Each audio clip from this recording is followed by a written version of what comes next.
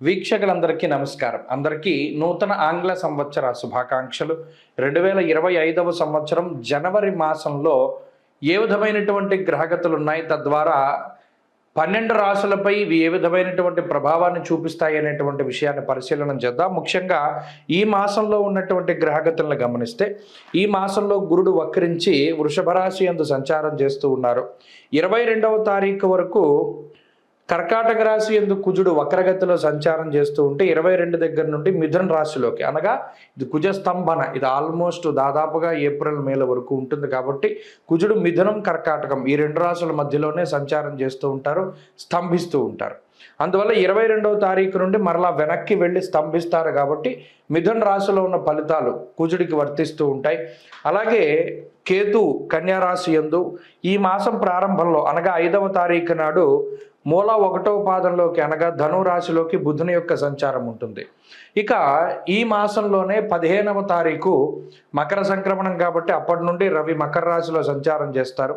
అలాగే ఈ మాసంలో శుక్రుడు 28వ తారీఖున మీనంలోకి సంచారం చేస్తున్నారు. అప్పటి వరకు శనితో కలిపి శుక్రుడు కుంభంలో ఉంటారు. మీనమందు రాహుగ్రహం సంచారం చేస్తూ ఉన్నారు. ఇది ఈ మాసంలో ఉన్నటువంటి పరిస్థితి.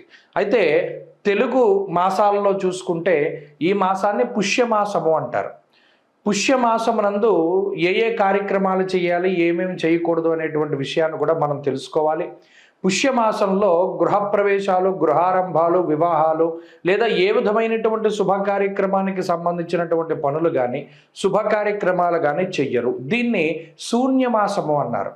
మరీ ముఖ్యంగా ద్విస్వభావ రాశిలోకి రవి ప్రవేశించిన తర్వాత, అనగా 16వ తారీఖు డిసెంబర్ దగ్గర నుండి ధను రాశిలోకి రవి ప్రవేశం చేసిన తర్వాత డిసెంబర్ 16 నుండే ఒరిజినల్గా గృహారంభాలు కానీ గృహప్రవేశాలు కానీ చేయకూడదు. కానీ పాపం తెలియక చాలామంది వాటిని ఆచరిస్తూ ఉన్నారు. అలాగే గోదావరి జిల్లాలో నెలగంట పట్టిన తర్వాత, అంటే సంక్రాంతి నెల పట్టిన తర్వాత శుభ కార్యక్రమాలు ఏవి చేయరు. మరలా అంతర్వేది రథోత్సవం కానీ అంతర్వేది ఏకాదశి కానీ తర్వాత వరకు కూడా చేయరు. అయితే ఈ మధ్యకాలంలో కొంతమంది మాఘమాసంలో చేసుకుంటూ ఉన్నారు వివాహాది శుభ కార్యక్రమాలు. దానికి కూడా ఏ విధమైన దోషం లేదు. కానీ దీన్ని శూన్యమాసము అంటారు. దాదాపుగా జనవరి నెలంతా కూడా పుష్యమాసమే ఉంటుంది. కాబట్టి ఈ పుష్యమాసమున శంకుస్థాపనలు చేయకూడదు. పుష్యే చాగ్ని భయం చేయవ అంటూ ఉన్నది శాస్త్రం. అనగా ఈ మాసంలో ఏదైనా ఒక పని చేస్తే అది అగ్ని సంబంధంగా కాలిపోతుంది, బూడిదైపోతుంది అన్నారు. అందుకనే అసలు ఏ విధమైన శుభ కార్యక్రమాలు చేయకూడదు. ఇది ప్రధానంగా గుర్తుపెట్టుకోవాల్సింది. అలాగే గృహప్రవేశాలు కాదు, ఇంకేవి కూడా కార్యక్రమాలు చేయరు. అందుకనే దీన్ని శూన్యమాసము అన్నారు. అంటే ఈ మాసంలో ఏ విధమైనటువంటి శుభ కార్యక్రమాలు ఉండవు.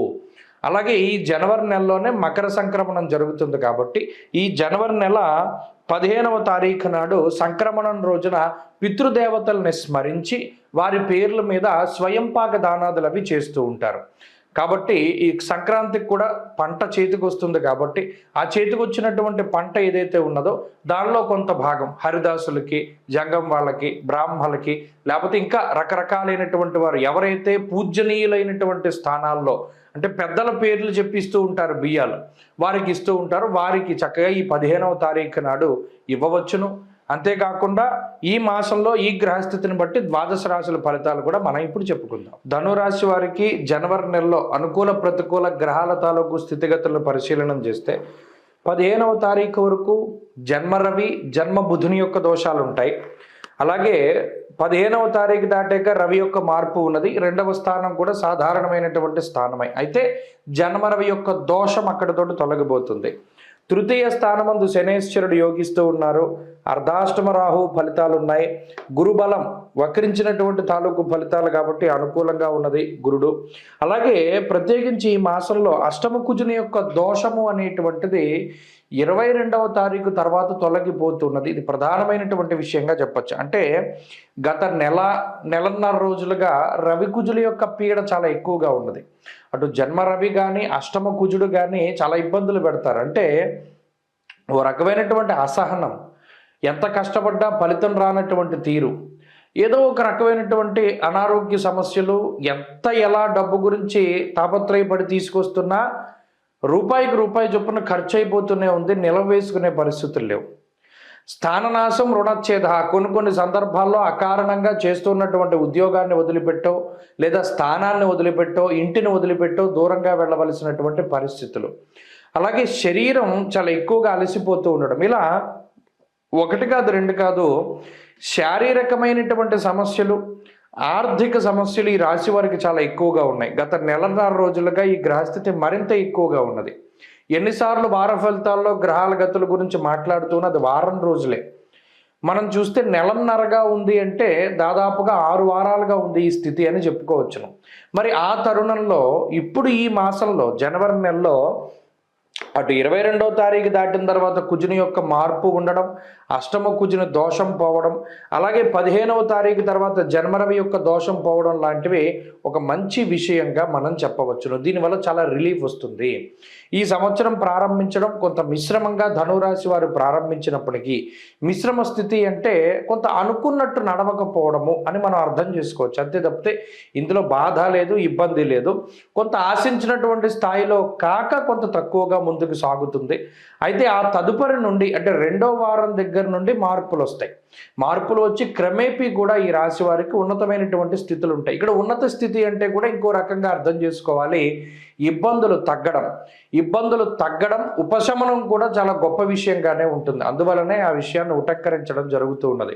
ప్రధానంగా యోగించే గ్రహాల సంఖ్యలో మార్పు లేదు. గత 3-4 వారాల్లో ఏ గ్రహాలైతే అనుకూలంగా ఉన్నాయో అవే ఇప్పుడు అనుకూలంగా ఉన్నాయి. ఇక్కడ మార్పు వచ్చింది ఏంటయ్యా అంటే ప్రతికూలించే గ్రహగతుల్లో మార్పు రావడము, అనగా బాధలు, ఇబ్బందులు, కష్టాలు తగ్గడము అనేటువంటి విషయాన్ని మనం దృష్టిలో పెట్టుకోవాలి. మరి ఆ రకంగా చూసుకున్నప్పుడు అనుకూలతలు అలాగే ఉన్నాయి, ప్రతికూలతలు తగ్గాయి. కాబట్టి కొంత సుఖవంతమైనటువంటి రోజులను గడపడానికి అవకాశం ఉంటుంది. అది మనం ప్రధానంగా చూసుకోవచ్చును. అలాగే ఆర్థిక ఆరోగ్య పరిస్థితులు చాలా బాగున్నాయి. ఉద్యోగ వ్యాపారాలకి సంబంధించినటువంటి పరిస్థితులు బాగున్నాయి. కుటుంబ పరిస్థితులు, సత్సంబంధాలు, తోబుట్టువులతోటి, అన్నదమ్ములతోటి ఆ పరిస్థితులు బాగున్నాయి. కోర్టు కేసులు, వ్యవహారాదులు ఇత్యాది విషయాలన్నీ కూడా చాలా అనుకూలంగా ఉన్నాయి. మొత్తం మీద ఏంటి అంటే ఈ జనవరి నెల 2వ వారం దగ్గర నుండి ధనురాశి వారికి గ్రహగతులు ఇంకా మెరుగవుతూ ఉంటాయి. మరింత అనుకూలతలను సాధించడానికై ప్రతినిత్యము కూడా ఎక్కువగా చేయవలసినటువంటి విషయం ఏంటి అంటే సూర్యారాధన. ప్రతిరోజు ఆదిత్య హృదయాన్ని పారాయణ చేయడం, ఆదివారం నాడు ప్రత్యేకించి క్షీరాన్నాన్ని భుజించి, అంటే ఆ రోజు ఒక్కరోజు వీలుంటే క్షీరాన్నాన్ని భుజించి ఉపవసించడం వల్ల కూడా మంచి ఫలితాలు సంప్రాప్తమవుతాయి.